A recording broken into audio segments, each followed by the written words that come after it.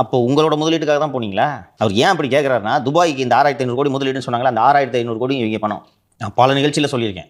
ஏன் அந்த முதலீடு வரலன்னா கொண்டு போனாங்களா இங்கேருந்து? எப்படின்னா, லூலு மால் ஓனர் இருக்கார்ல, யூசுப் அலின்னு நினைக்கிறேன் பேர். ஓனர் இருக்கார்ல, அவர்கிட்ட போய் இவங்க பணத்தை கொடுத்துருது. கொடுத்த உடனே அவங்க பணத்தை வச்சு இங்கே வந்து லூலு மால் ஓப்பன் ஆகும். அன்அஃபிஷியலாக இவங்க பேரில் அதை எழுதி வச்சுருவாங்க, பதிவாகாது. ஓகேவா? பண்ணிவிட்டு அவருக்கு ஒரு பர்சன்டேஜ், அவர் பேரில் அதை முதலீடு செய்யறதுனால அவருக்கு ஒரு பர்சன்டேஜ் கொடுத்துருவாங்க. இப்போ எக்ஸ்பிரஸ் அவென்யூ தான் அந்த லூலு மால்னு வச்சுங்க.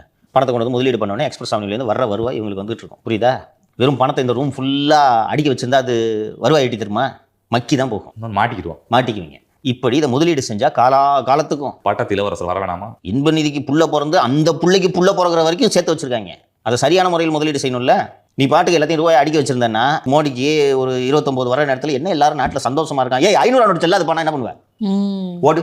தேர்தல் நெருக்கத்தில் இல்லை ஜி, இந்த வாட்டி நீங்கள் ஏதோ கொஞ்சம் தோக்குற மாதிரி தெரியுது ஜி அப்படின்னா, ஒரு நாட்டில் நிம்மதியாக இருக்கக்கூடாது. மித்ரம் அப்படின்ட்டு ராத்திரி 8 மணிக்கு கூப்பிட்டு ஆள் 500 நோட்டு அவுட்டு. என்ன ஆகும்? இவ்வளோ ரூம் ஃபுல்லாக இருக்க பணத்தை எப்படி மாற்றுவேன்?